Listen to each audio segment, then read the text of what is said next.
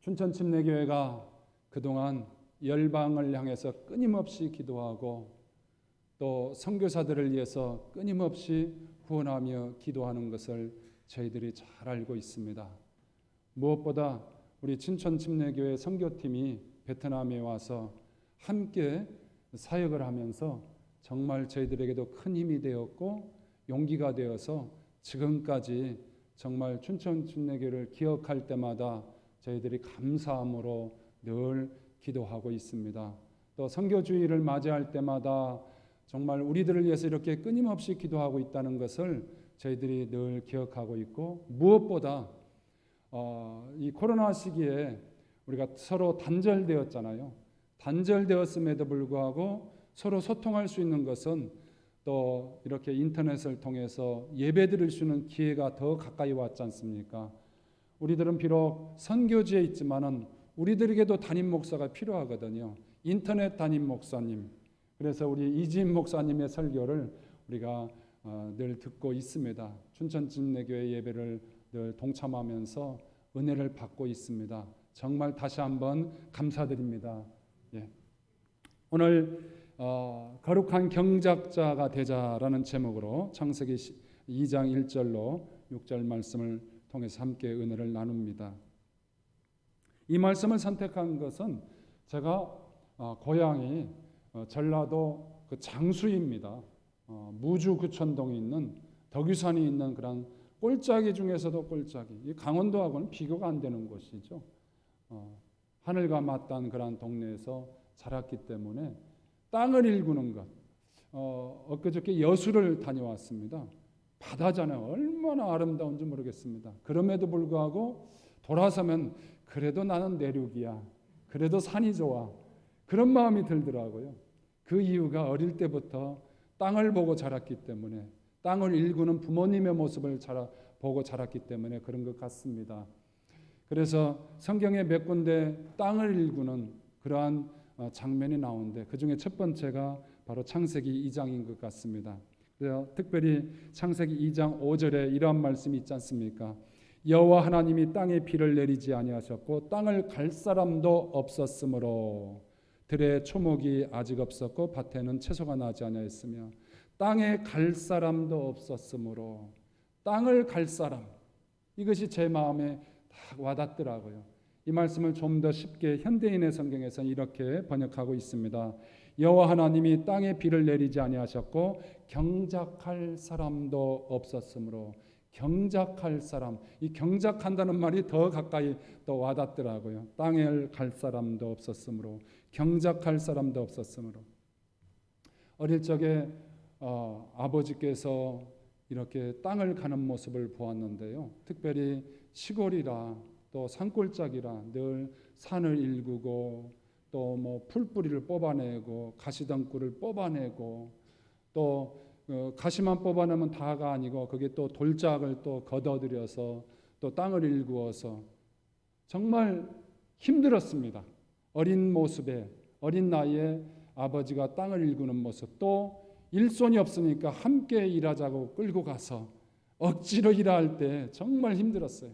그런데 몇 년이 지나면은 그곳에 배추를 심고 또 농작물이 걷어들이고 또 추수의 그런 열매를 거두면서 그걸 통해서 자식들 학비도 해주고 또 딸들 시집갈 미천 또 보태고, 그러한 아버지의 그러한 땀 흘리는 모습이 이제 어느덧 성장해서 다시 한번 생각해 볼 때 그것이야말로 너무너무 아름다운 모습이었고 헌신의 모습이었고 또 사랑의 모습이었음을 다시 한번 고백하지 아니할 수 없습니다.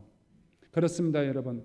하나님이 창조하신 땅을 일구어낼 수 있는 경작자를 찾는 모습을 우리가 2장 5절에서 볼 수가 있습니다. 경작자, 일꾼이 아직 없었다는 거예요. 다시 말해서 하나님은 세상을 창조하시고 지금 경작자를 찾고 계십니다. 바로 이것이 인간을 창조하신, 세상을 창조하신 목적이었고 또 인간을 향한 하나님의 거룩한 소원이셨습니다. 여기 땅을 갈 사람, 다시 말해서 경작할 사람, 이 경작이라는 그러한 히브리어 단어는 아바드라는 단어를 쓰고 있습니다.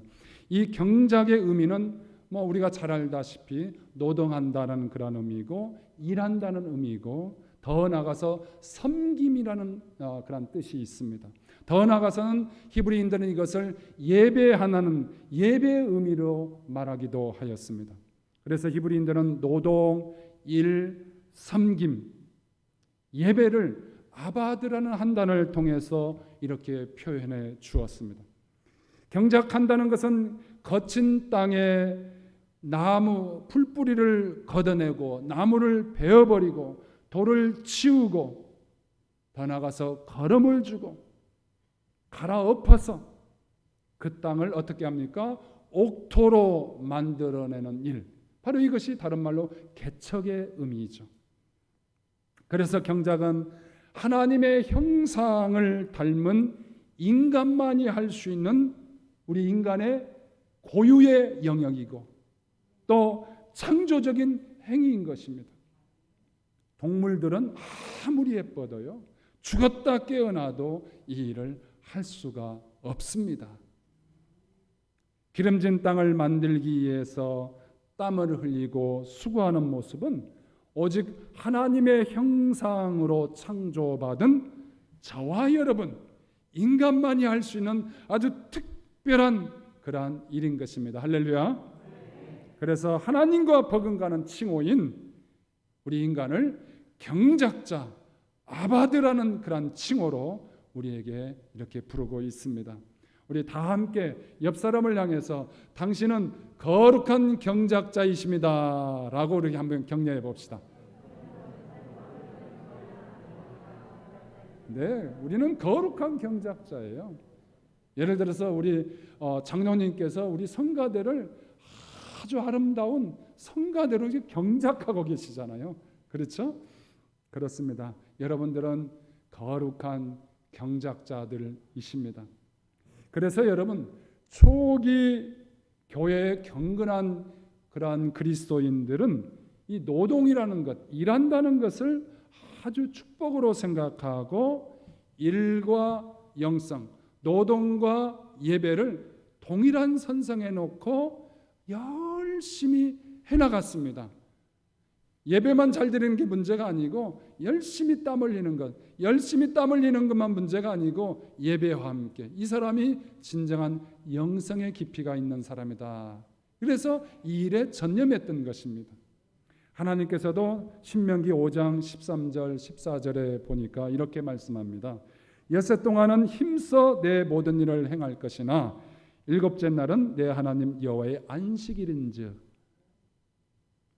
두 가지를 동일하게 하나님께서 말씀했어요. 엿새 동안 열심히 일하고 그리고 안식일을 구별해서 하나님 앞에 예배드릴 것을 우리들에게 말씀해 주고 있습니다. 사랑하시는 여러분, 우리 춘천침례교회 성도들은 무엇이든지 힘써 일하시고 노동하시기를 주님의 이름으로 축복합니다. 아멘. 그렇습니다. 우리들은 엿새 동안 열심히 일하고 열심히 땀 흘려 노동하고 열심히 공부하고 또 열심히 가정생활하고 주일은 거룩하게 구별해서 온 마음을 다해서 찬양하고 기도하고 예배드릴 수 있는 거룩한 날로 지키시기를 주님의 이름으로 다시 한번 축복합니다. 할렐루야. 그렇다면 우리가 거룩한 경작자가 되기 위해서 우리는 어떻게 해야 되는가? 첫 번째, 예배하는 일입니다. 하나님께서는 예배하는 경작자를 찾고 계십니다. 여러분, 모세가 이집트의 그 바로 왕에게 찾아가서 무엇을 요구하였습니까? 노역하는 이스라엘 백성을 내놓으라고 강력하게 요구합니다. 바로왕 앞에서 정말 얼마나 황당한 일입니까?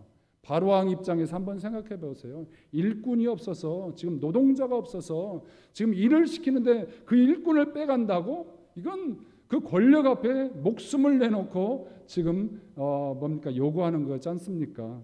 모세는 바로왕에게 어떤 이유로 이스라엘 백성을 데려가겠다라고 이렇게 요구합니까? 목숨을 내놓고 찾아가서 요구하는 것이 무엇입니까? 출애굽기 9장 1절에 보니까 여호와께서 모세에게 이르시되 바로에게 들어가서 그에게 이르라. 히브리 사람의 하나님 여호와께서 말씀하시기를 내 백성을 내놔라 보내라.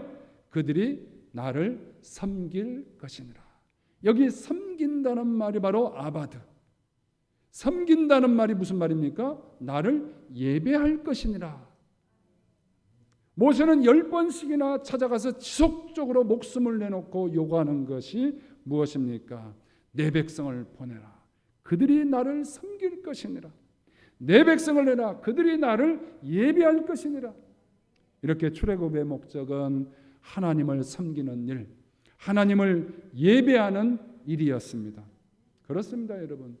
신약에서도 예수님께서 우리에게 어떻게 가르쳐 주십니까? 요한복음 4장 23절에 아버지께 참되게 예배하는 자들은 영과 진리로 예배할 때가 오나니 곧 이때라. 아버지께서는 자기에게 이렇게 예배하는 자들을 찾으시느라. 그렇습니다. 지금도 하나님은 영과 진리로 예배하는 자들을 찾고 계시는 줄 믿습니다. 아멘.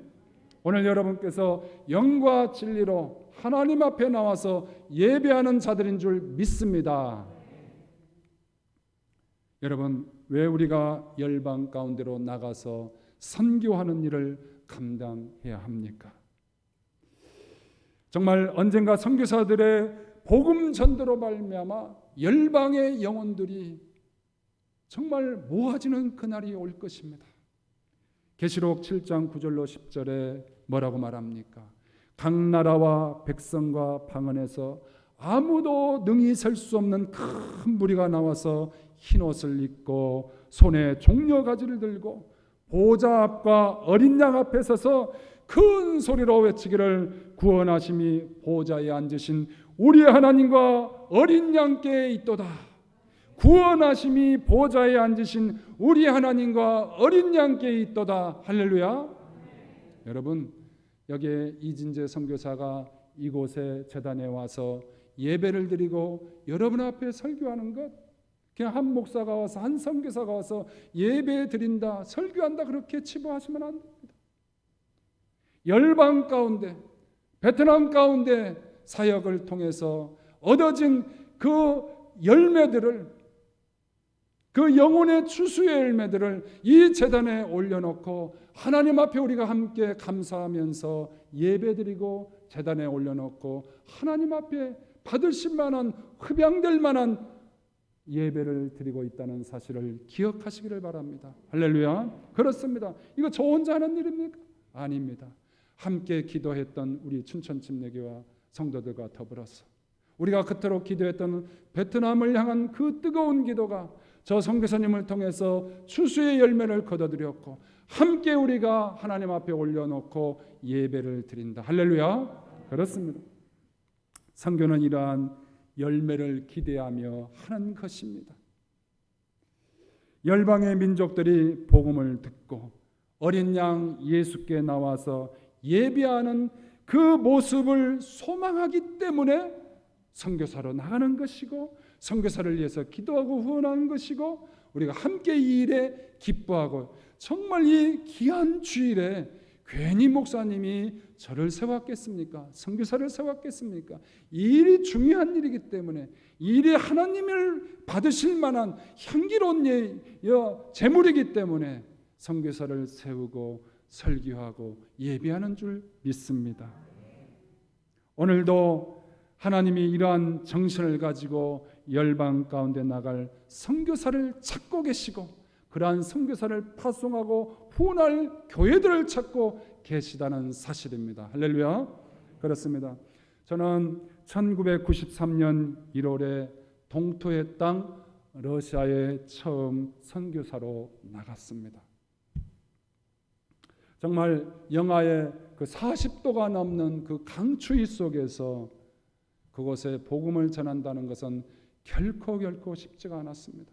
오늘도 잠깐 예배 전에 러시아에서 온 자매를 이곳 목사님 사무실에서 함께 만났는데요. 정말 그 땅에서 복음을 전하면서 그 땅에서 둘째 아이가 영하의 추위 속에서 감기로 먼저 세상을 떠났고 주님 품에 먼저 갔습니다. 지금도 성도들이 그 무덤을 관리하고 있고요. 이번에도 러시아를 가기를 원했지만은 뜻하지 않게 지금 전쟁 때문에 하늘길이 닫혀 있지 않습니까?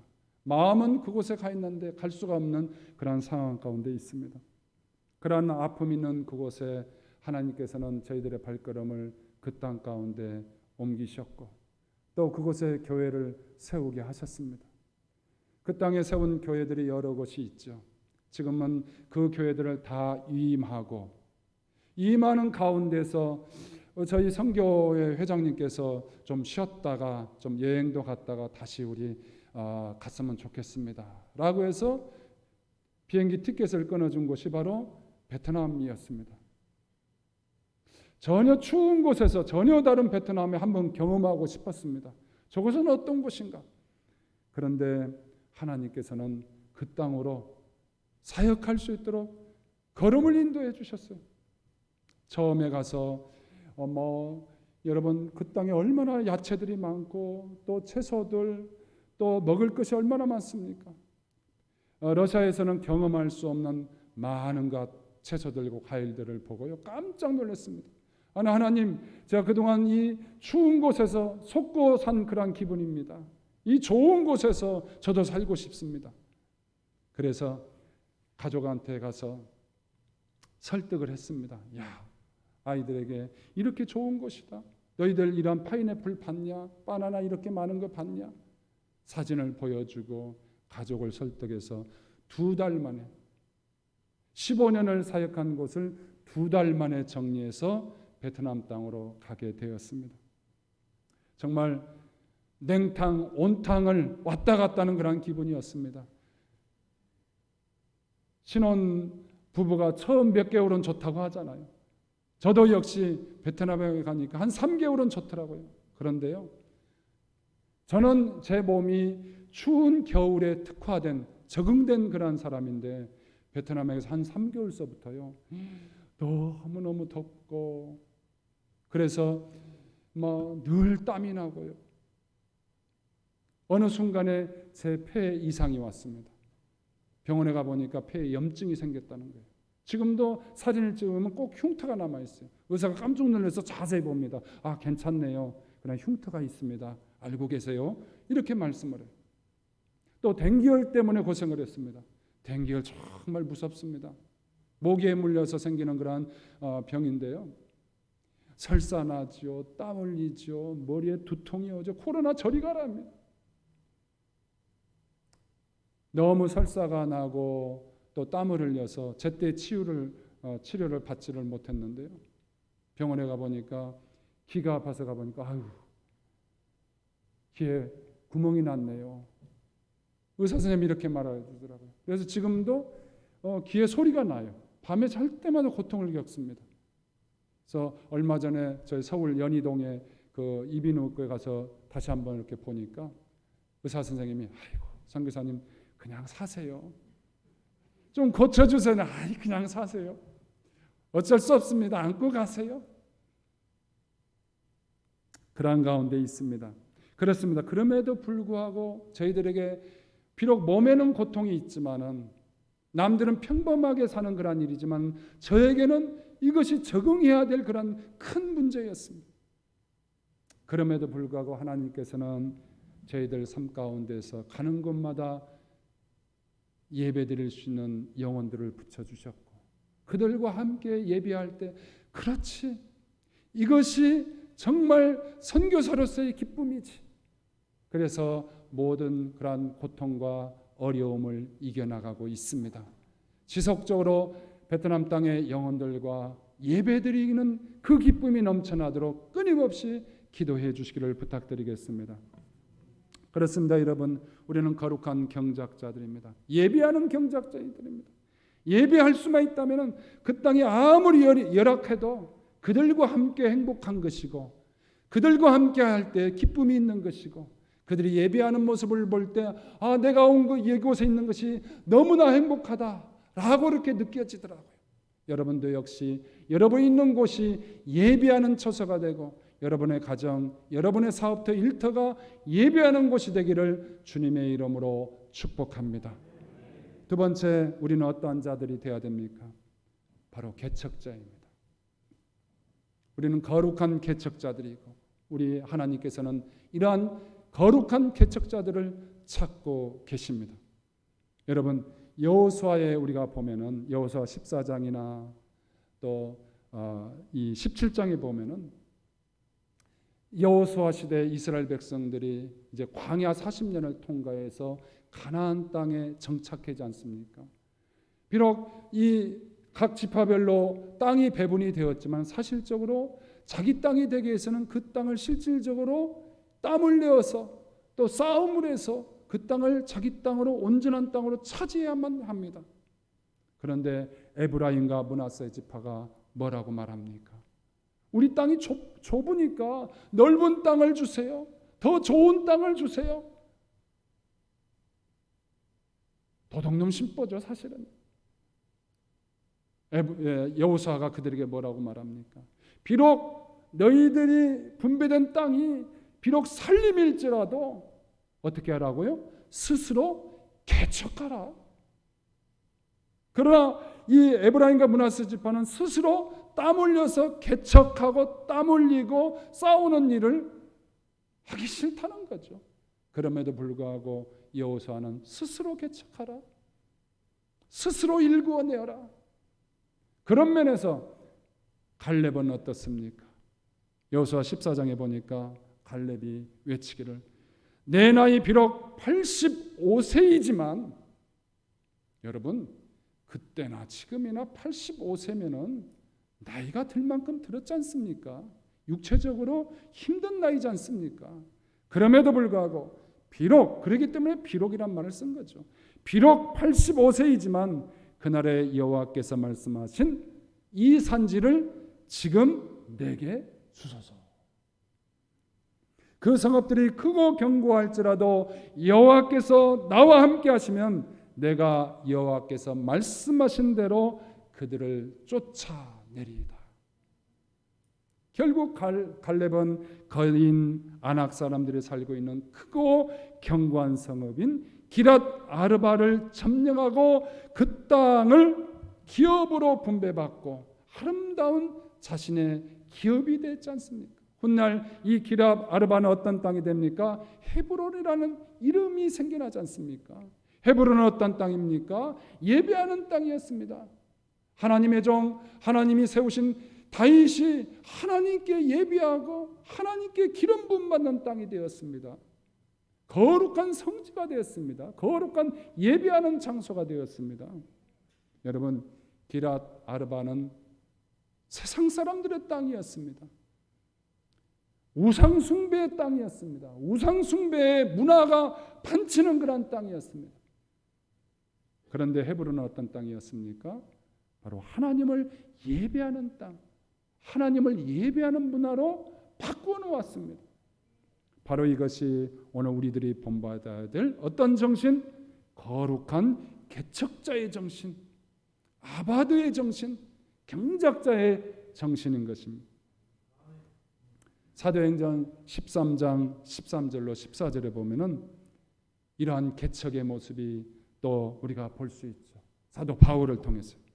사도행전 13장 13절로 14절에 보면은 바울과 및 동행하는 사람들이 바보에서 배 타고 밤빌리아에 있는 버가에 이르니 요한은 그들에게서 떠나 예루살렘으로 돌아가고 그들은 버가에서 더 나아가 비시디아 안디옥에 이르러 안식일에 회당에 들어가 앉으니라.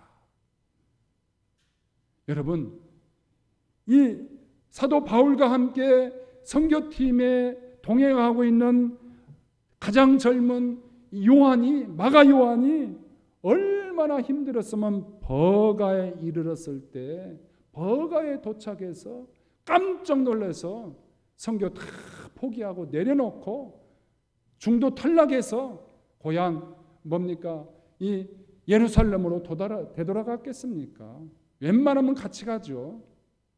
예를 들어서 여러분 베트남 땅에 갔는데 선교팀 중에서 너무너무 땀이 나고 가슴이 벌렁벌렁거리고 음식이 맞지 않아서 설사를 하고 급하게 다시 혼자만 한국으로 되돌아왔다고 생각해 보세요. 바로 이런 기분입니다. 마가 요한은. 그런데 여러분 사도 바울은 어떻습니까? 여기 보니까 그들은 버가에서 더 나가 이 말은 무슨 말이냐면 뚫고 통과했다는 겁니다. 거친 그런 환경이지만 이것을 뚫고 나갔다는 겁니다.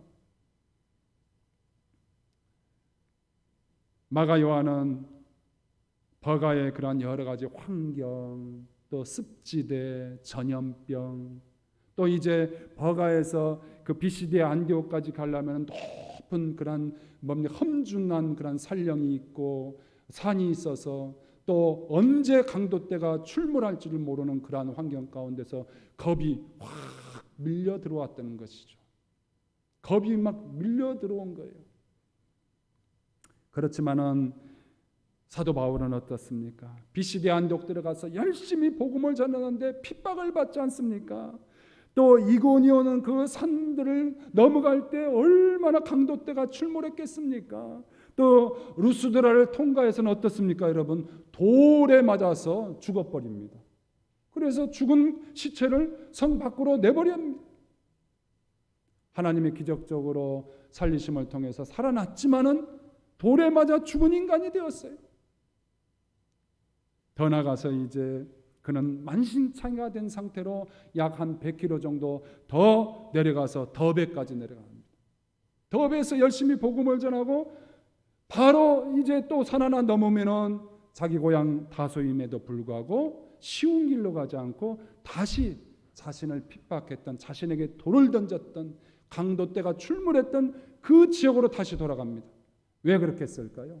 그것은 바로 자신이 세운 새로 생겨난 새로운 교회를 돌보고 견고케 하기 위해서, 다시 그 교회를 새롭게 견고하게 세우기 위해서 자신의 목숨을 내놓고 다시 되돌아갔던 것입니다.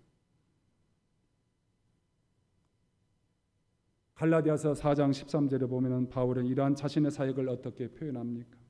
내가 처음에 육체의 약함으로 말미암아 너희에게 복음 전한 것을 너희가 아는 바라. 뭐라고요? 내가 처음에 육체의 약함으로 말미암아 너희에게 복음 전한 것을 너희가 잘 알고 있지 않느냐? 갈라디아 성도들에게 편지를 쓸 때 그렇게 썼어요.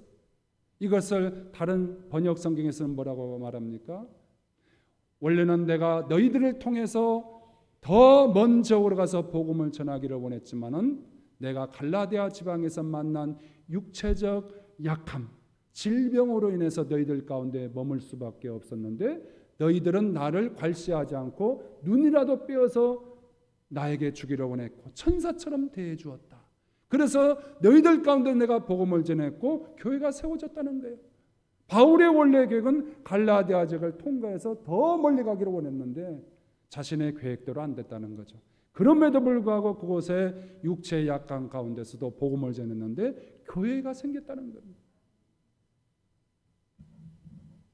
바울은 갈라디아 지역에서 건강한 모습으로 복음을 전한 것이 아니었고 육체의 약한 가운데서 복음을 전했고 그곳을 개척해서 그곳에 교회를 세워나갔습니다.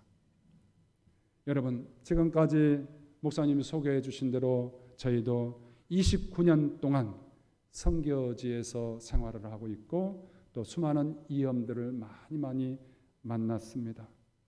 강도의 위험을 만났고 마피아의 위험을 만났고 또 망고밭에 갔는데 갑자기 숨이 안 쉬어지는 거예요. 그러니까 더운 열기를 많이 쉬다 보니까 나중에 알고 보니까 폐에 염증이 생긴 거예요. 아주 사진을 통해서 본 조그마한 염증인데 숨을 쉴 수가 없었습니다. 처음에는 왜 그런가? 왜 이렇게 숨이 안 쉬어지는가? 병원에 가서 엑스레이를 찍어보니까 염증이 있던 거예요. 제때 치료를 못 받은 겁니다. 병원에 입원해서 치료를 받았고 지금도 사진을 찍으면 흉터가 남아있어요. 의사 선생님이 볼 때마다 흉터에 여기 사진에 뭐가 나와 있네요. 좀 더 보여야 되겠습니다. 며칠 후에 괜찮습니다. 그냥 흉터입니다. 그렇게 말할 정도입니다.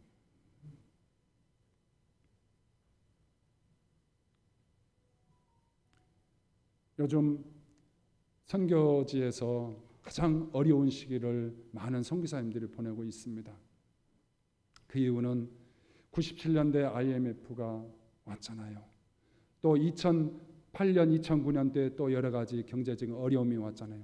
코로나 끝나면은 막 달려가고 싶었는데 또 어떻습니까? 요즘 환율에 큰 어려움이 찾아오고 있잖아요. 선교지에 있다 보니까 한 10년 정도는 계속 주기적으로 어려움이 찾아오더라고요. 많은 선교사님들이 또 고국에서 또 소환했기 때문에 돌아가는 선교사님들도 있었습니다. 그러한 환경 가운데서 끝까지 살아남을 수 있었던 것은 선교지 또 우리 성도들이 함께했고 또 기도했고 또 이렇게 춘천 침례교회처럼 끊임없이 기도해 주는 기도의 동역자들이 있었기 때문에 지금까지 올 수가 있었습니다. 사랑하신 여러분, 베트남의 그러한 초기의 어려움 중에서도 많은 그러한 일들 가운데 교회가 많이 세워지는 것은 결코 아닙니다. 지금까지 세운 교회가 이제 러시아의 6군데 그러한 교회, 베트남에 또 7개 교회가 있습니다.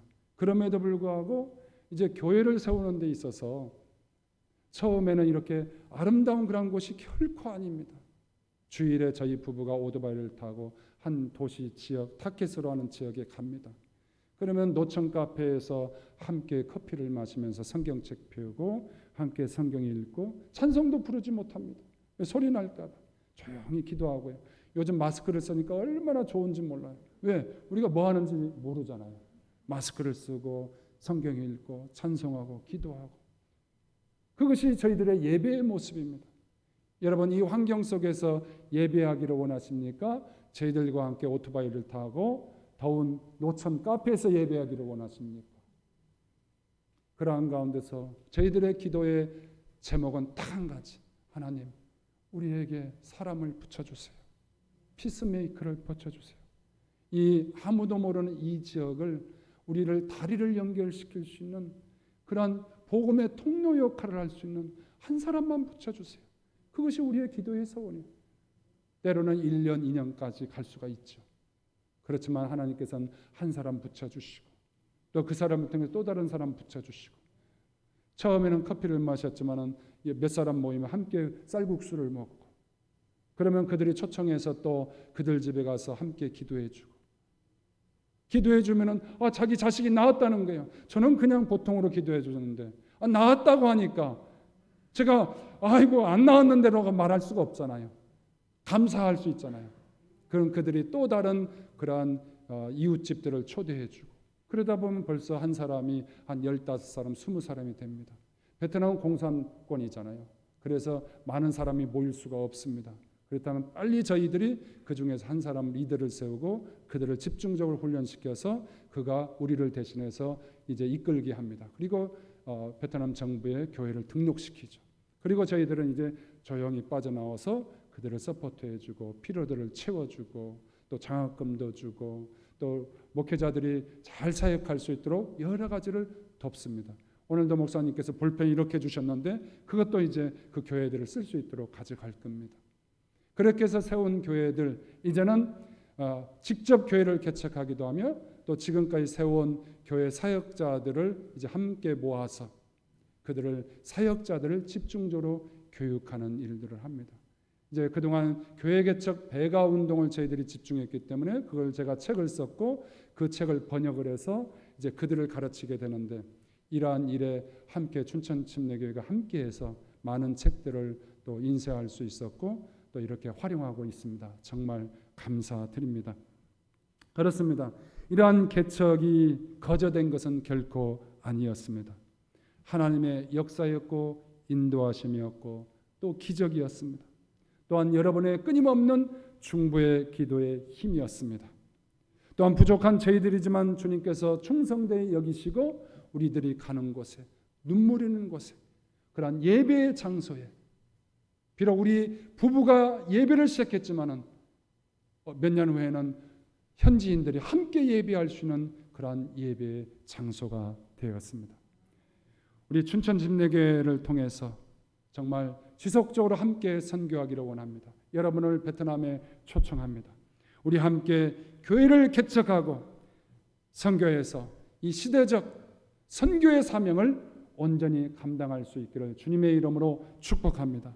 사랑하신 여러분, 하나님께서는 오늘도 여러분이 개척 정신, 아바데의 정신, 예배자의 정신을 가지고 세상에 나가기를 소원하고 계십니다. 여러분이 일하는 곳마다 세상의 문화를 예배의 문화로 바꾸시기를 주님의 이름으로 축복합니다. 춘천 침례교회가 개척 정신을 가지고 열방 가운데 선교를 후원하고 또 함께 선교하러 나가서 함께 개척하는 놀라운 일들이 일어나기를 소망합니다. 여러분 가운데, 여러분의 청년들 가운데 저도 가겠습니다, 저도 선교사로 나가겠습니다 라고 하는 선교사들이 많이 일어나시기를 주님의 이름으로 축복합니다. 나는 안 갑니다 라고 하는 사람이 더 잘 가더라고요. 여러분, 정말 이 춘천 침례교회가 그러한 헌신자들이 많이 나오고 그들을 후원하는, 그래 뜨겁게 기도가 일어나는, 정말 이 말세에 우리 주님이 재림하는 날이 곧 다가오는데 주님의 재림을 예배하는 거룩한 신부된 교회, 우리가 정말 선교사로 나가고 또 선교사를 후원하고 정말 추수의 그런 일꾼으로서 사역하는 거룩한 경작자, 거룩한 예배자들이 다 되시기를, 거룩한 개척자들이 다 되시기를 주님의 이름으로 축복합니다. 할렐루야. 감사합니다.